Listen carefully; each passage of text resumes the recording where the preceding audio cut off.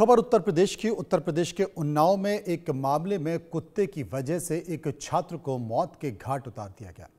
छात्र का कसूर इतना था कि उसने एक पालतू कुत्ते को गाली दी थी और गाली देने की सजा उसे ऐसे मिली कि पहले तो उसकी बुरी तरह पिटाई की गई और जब वो छात्र पिटाई को बर्दाश्त नहीं कर पाया तो उसकी मौत हो गई। देखिए रिपोर्ट।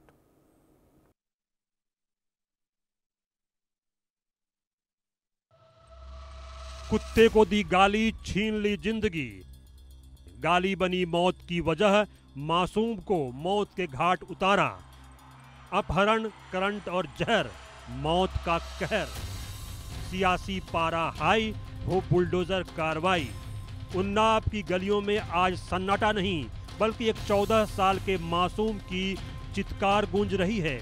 एक मासूम जान जो महज एक पालतू कुत्ते पर हुए मामूली विवाद की बलि चढ़ गई। इस निर्मम हत्या ने पूरे जिले को झकझोर कर रख दिया है। ऋत्विक अब सिर्फ एक नाम नहीं बल्कि न्याय की उस अधूरी कहानी का प्रतीक बन चुका है जिस पर आज पूरा प्रदेश सवाल उठा रहा है। कुत्ते को गाली देने के विवाद में बुरी तरह पिटाई की गई और उसकी मौत हो गई। ये पूरा मामला उन्नाव के मदाऊ खेड़ा गांव का है जहां कक्षा 9 के छात्र ऋत्विक की मौत पिटाई के बाद हो गई थी। परिवार का आरोप है कि गांव के ही दो लोगों ने कुत्ते को गाली देने के विवाद में ऋत्विक को पूरी तरह पीटा था। मृतक परिजन ने कोतवाली में तहरीर देकर आरोपी के खिलाफ मुकदमा दर्ज कर कानूनी कार्रवाई की मांग की है। मामले में सीओ सदर दीपक यादव ने बताया कि 21 अक्टूबर को कोतवाली में श्रावण ने तहरीर दी थी।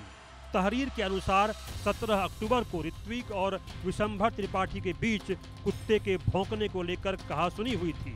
आरोप है कि 18 अक्टूबर को विशंभर और उनके दो साथियों ने ऋत्विक को प्रताड़ित किया। इसके बाद 19 अक्टूबर को ऋत्विक ने कथित तौर पर जहर खा लिया।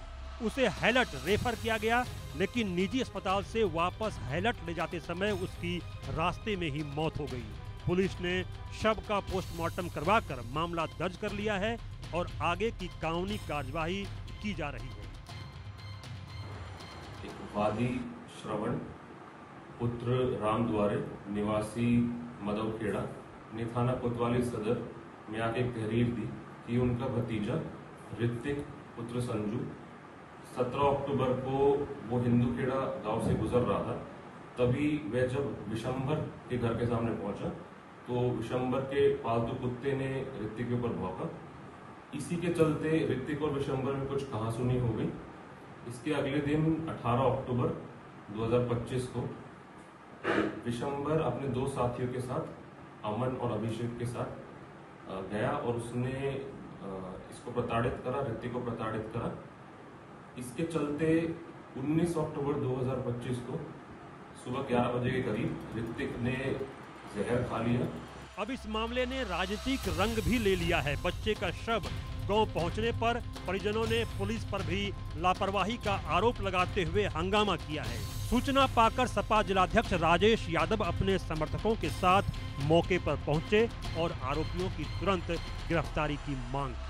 उन्होंने पुलिस को चेतावनी दी कि यदि न्याय नहीं मिला तो वह इस मुद्दे को राष्ट्रीय अध्यक्ष अखिलेश यादव के माध्यम से लोकसभा और विधानसभा में भी उठवाएंगे और अखिलेश यादव को गांव लेकर आएंगे। उन्होंने आरोपियों के घर बुलडोजर खड़ा करने की भी मांग की ताकि वे थाने आकर सरेंडर करें।